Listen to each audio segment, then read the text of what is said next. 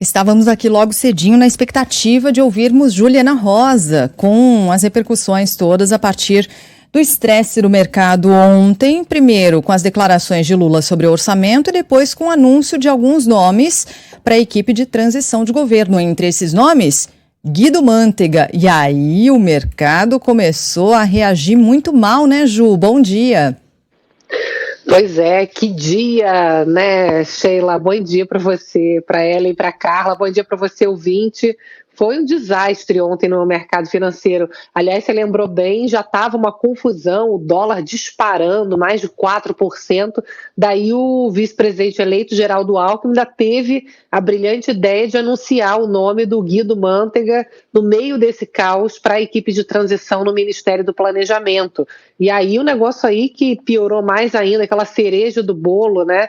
Mantega, que fez parte do governo Dilma ali, principalmente, provocando a maior recessão da história, com uma receita que claramente deu errado na economia. E eu acho interessante, Sheila, a gente poder deixar claro uma questão que o discurso do Lula fica parecendo que ele está colocando os pobres de um lado e o mercado financeiro, né, o bicho-papão do outro lado. Quem mais sai prejudicado com o gasto público que não é ordenado é o mais pobre. Você vê, o dólar alto, ele gera inflação, ele gera impacto principalmente na renda das famílias mais pobres, gera menos crescimento e emprego para o Brasil. Então, esse discurso está errado, é um discurso eleitoreiro, de que, olha, vamos ajudar os mais pobres e que se dane o mercado financeiro. O mercado financeiro é só um termômetro do que a gente vai sentir na nossa vida.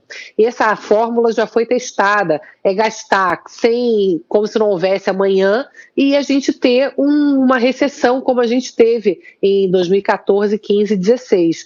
Então, o que culpa, Sheila, Ellen, Carla, que o que já se esperava é que tanto Lula quanto Bolsonaro teriam que gastar além do que as regras fiscais permitem. Por quê? Porque a regra atual não cabe mais na atual condição econômica, né? Porque a gente passou por uma pandemia, não fizemos as reformas necessárias para enxugar a máquina pública, reduzir gastos que não são fundamentais da economia para poder encaixar justamente gastos sociais, né, com equilíbrio. Como isso não foi possível, é óbvio que você não vai deixar de ajudar as pessoas nesse momento, manter o Auxílio Brasil de 600, ampliar os programas sociais necessários, né, que fique claro, nesse momento onde você tem uma desigualdade muito grande provocada depois da pandemia, mas era uma licença para gastar até 200 bilhões de reais que já estava sendo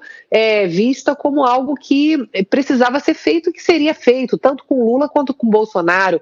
O detalhe, né, e o diabo mora nos detalhes, é que agora o que se defende é que esse gasto fora dos limites fiscais sejam para sempre.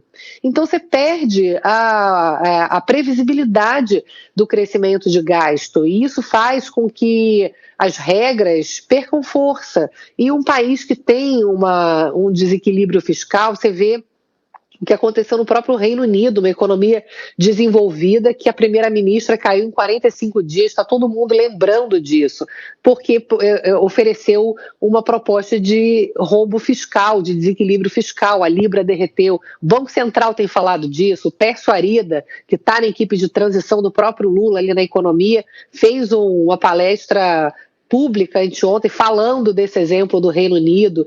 Então, a gente precisa ver se hoje, até eu estou acompanhando aqui, a abertura do mercado financeiro está sendo mais positiva do que ontem. Então, o que eu sinto é que talvez tenha feito aquele discurso acalorado e que hoje vai precisar dar um passo atrás, porque seguindo por esse caminho de chutar o pau da barraca dos gastos públicos, a gente vai ter um final que a gente já conhece, que é menos crescimento, mais inflação, e se o Lula quer ajudar os mais pobres, ele sabe bem que ele não pode fazer esse tipo de escolha.